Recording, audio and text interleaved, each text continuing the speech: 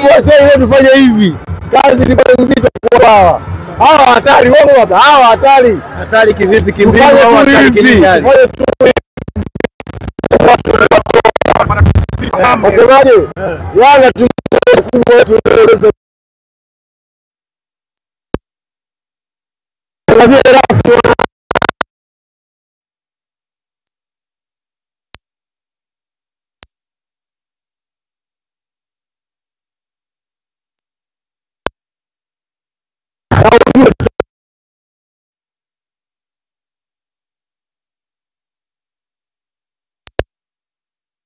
Unawapelekea nyingi mno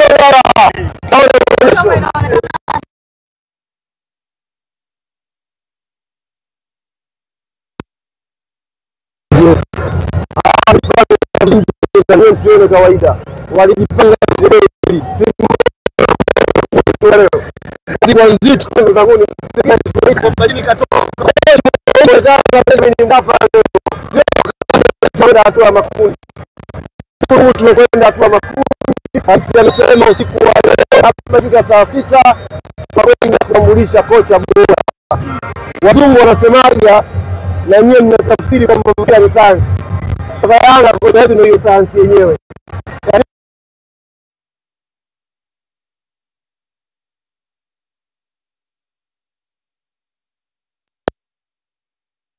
Kwenye mechi. Fikiri mmeona wenyewe. Nguvu zao, sauti zao zimetusaidia kwenda kwenye hatua makundi. Tunao kwenye hali ngumu, pressure ilikuwa kubwa, lakini washukuru sana mashabiki wote wa Yanga kutoka sehemu mbalimbali hapa Tanzania, wameitikia kwa wingi na wamekuja kusimama nyuma ya timu yao. Tumepambana kipindi cha kwanza tumepata magoli mawili, kipindi cha pili pressure ikawa kubwa, tunataka tuongeze goli, tunakosa magoli. Kwa hiyo tunamshukuru Mwenyezi Mungu kwa kuvuka kwenda hatua ya makundi. Tunakwenda sasa kuboresha zaidi pale, kwenda kwenye uwanja wa mazoezi. Tunaye tactician mpya, tunaamini inshallah tutakwenda kuona mabadiliko makubwa kwenye kikosi. Ni wazi kwamba kuelekea makundi tunaenda kuiona Yanga mpya ambayo kulikuwa. Hilo wala sio jambo la mjadala Pablo Almas. Yanga ya makundi sio Yanga hii. Yanga inakwenda kubadilika kabisa. Kwa sababu kocha aliyekuja ametumia wiki mbili kuwasoma wachezaji wetu wote wa kikosi chote na amefanya maamuzi yake. Atatambulishwa leo na kesho anaanza mazoezi Avic Town. Tuna mchezo wa ligi kuu siku ya Jumanne dhidi ya Mtibwa Sugar pale KMC. Anakwenda kuanza kesho kutwa Jumanne tuna mechi. Kwa hiyo tumpe muda mwalimu aandae timu yetu vizuri na naamini inshallah kwenye hatua ya makundi tutakwenda tukiwa tofauti kabisa. Folz alikuwa kocha wa miaka tuache. Tupumzishe. Nimekwambia wazungu wanasema mpira ni science. Kocha wa Yanga ndio sayansi yenyewe sasa. Ndio mtakwenda kuiona. Maana tunatambuaga mpira science, sayansi inakuja sasa. Na falsafa ya timu ya Yanga lakini na falsafa ya mpira wetu anakuja na kila kitu. Zitapigwa pasi nyingi, tutashambulia kwa spidi kubwa. Unaona kama leo tumecheza kwa pressure kubwa lakini tumekosa goli kama 4 hivi. Tukishakaa confidence yetu imekaa vizuri, yote haya tunafunga inshallah. Yote haya tutakuwa tunafunga. Turudi kwenye momentum ya kufunga magoli mengi. Mimi niwaambie watu kajipongeza. Malawi nyie sikieni. Sasa ni wasahau hawa kiboko. Ungetuidia siri nini hasa wamekifanya? Wewe hujui. Jana tumewachia wafanye mazoezi mara ghafla uwanja hatuuoni. Malawi acheni. Roto. Si watu wazuri hao. Ndio maana wamekuja katika viuno.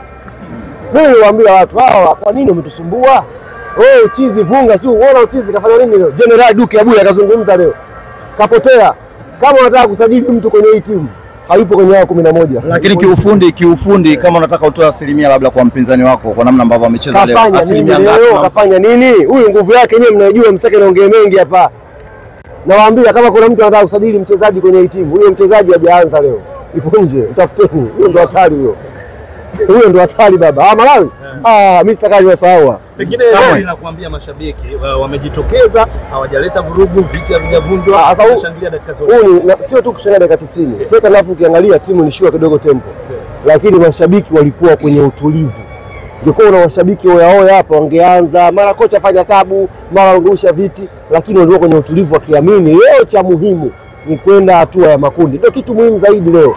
Yanga iende tumekwendaje tutakwenda kujadiliana baadaye, lakini cha muhimu tumeingia hatua ya makundi na nitumie fursa hii kuzipongeza timu 3 za Tanzania kwa maana ya hivi Singida bado. Singida ndo wanaenda kucheza sasa hizi. Unawatakia heri sasa hapo. Hapo sasa ni heri. Maana Singida nao unajua hatabiki. Sisi tupongeze Azam FC wamekwenda. Singida tunamwombea dua naye ya qualify. Baada ya hapo tuzime dua zetu, maisha mengine yaachana naye huyo. Yatajua mwenyewe. Dua zinaishia leo za Yanga kwa Azam FC.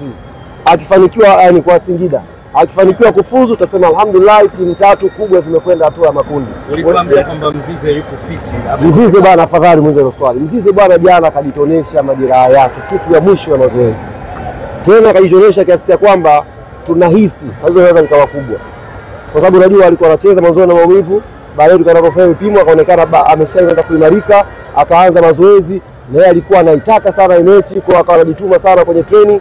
Jana kwa bahati mbaya mwenyewe tu piga mpira fulani akataka aunge, akatonesha eneo la goti. Na maumivu alikuwa anayasikia pale yanakupa picha huenda jeraha likawa kubwa zaidi. Kwa hiyo tusubiri Mwenyezi Mungu atuongoze, anakwenda kufanyiwa vipimo siku ya kesho. Baada ya hapo tutakuja kuwajuza Watanzania kama jeraha lake ni kubwa au jeraha lake ni la kawaida, lakini Mwenyezi Mungu ampe utulivu na Yanga tuko nyuma yake. Kama uwanja leo ulikuwa full house.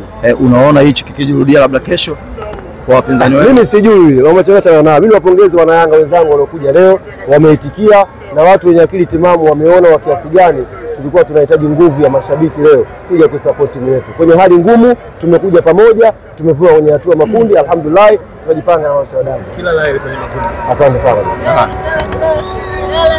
Watu ndio